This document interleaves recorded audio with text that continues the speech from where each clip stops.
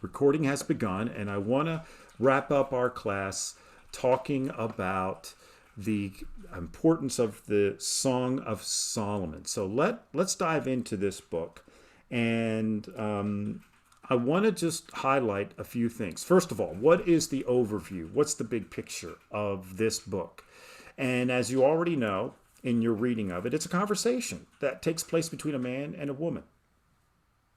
And the basic flow of that conversation, if I could break it down for us, goes like this. In the first chapter, spilling over into the first part of the second chapter, is we see how deep the desire is regarding that love between that man and woman. Okay? Love's strong desire. And this is definitely speaking to the issue of not only commitment but also emotion.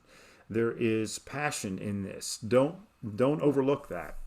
And then in the next section, there is a season in which love seems to have been lost, and then it is found again.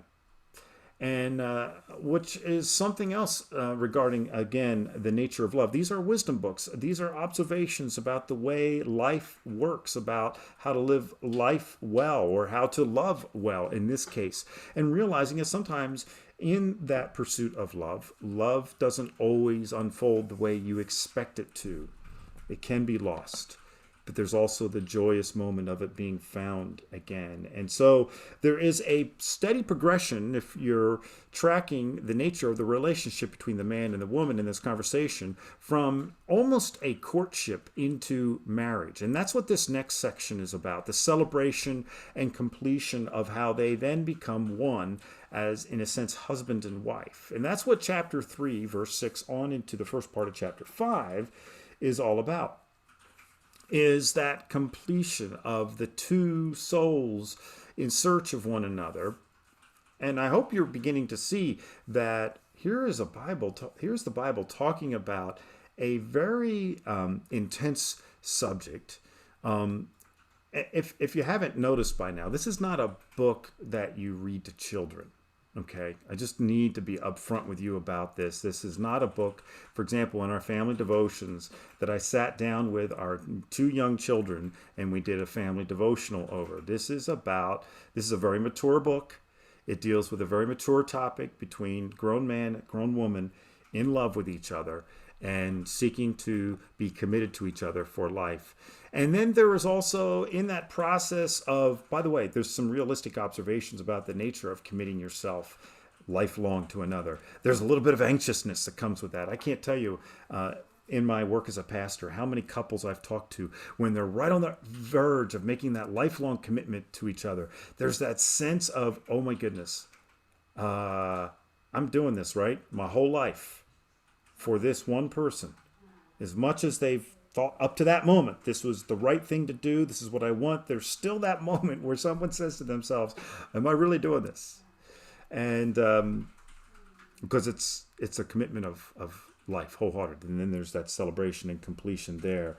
And then there's the continued affirmation of that love that we see happening throughout the rest of the book, and the continued celebration of their completion as husband and wife, as one union. And so, yeah, this is one of those books that really speaks to the gift of love that God gives to a man and a woman, not just in the heat of the moment, but for a lifetime. Now, let me touch on some set of what I would call misunderstandings, and then also what I would summarize to be the 3 major themes of this book. So that's the conversation. This is how the book is constructed. Let's touch on some of the misunderstandings. And don't misunderstand the misunderstandings, because listen to what I'm about to say here very carefully. One of the misunderstandings about the Song of Solomon, the Song of Songs, is that somehow it is not a book about marriage, but it's really a metaphor for the relationship between God and Israel. Now, let me just throw something out to you. Why can't it be about both? It could be about both. And that's what I want you to understand. But the mistake, the misunderstanding is to throw out the first part, that marriage has nothing to do with this book. Nothing could be further from the truth. There would not be so much time spent in very detailed description of how the man sees the woman if that were solely to be about a relationship between God and the people of Israel. This is it's a very intimate description between two people. And so it's more than a metaphor regarding God and his relationship with Israel. Another misunderstanding or mistake that has been made in interpreting is that it's just about about Christ and the church. I mean, that's an equally mistaken. Now, don't misunderstand my misunderstanding here. Why can't it be about both? It's about both marriage and the relationship that Christ has with his church, the bride, in fact, of Christ. So remember that it's okay to see this as both an illustration of the kind of relationship the Lord has with Israel and as a metaphor for the kind of relationship Christ has with his church.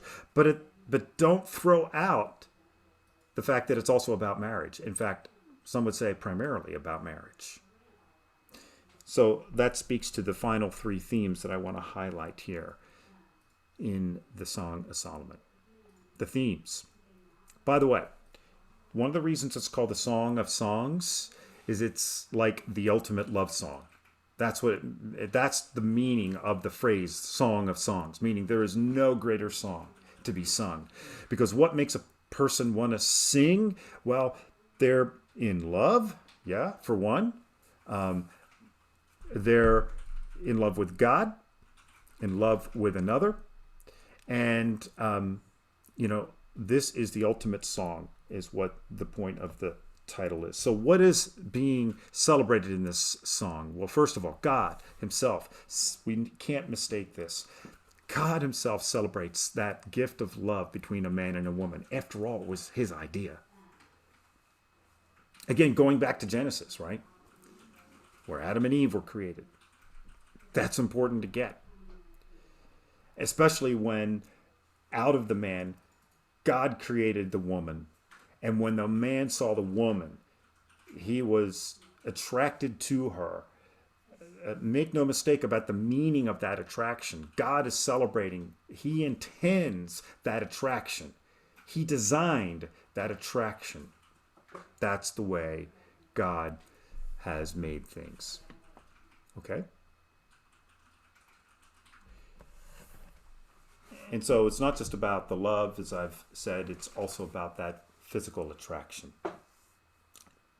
The book of Solomon here, the Song of Solomon, is extremely explicit when it comes to describing the nature of the attraction. It's very physical in its detail, right? It's very, it's not just saying, hey, you make me feel so giddy inside. It's not like that. It's actually describing, and by the way, some of the imagery might strike you as funny.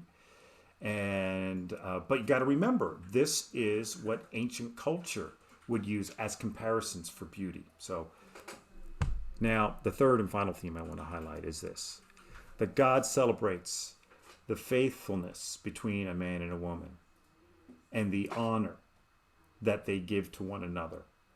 And we see that building throughout this book, that they are faithful to each other.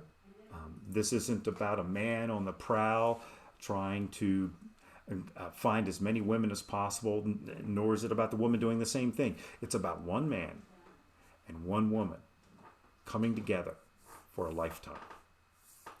And God celebrates that faithfulness and the way in which they honor each other with their words, with their actions, with their lives. That's what it comes down to. Okay. That is the conclusion of the matter.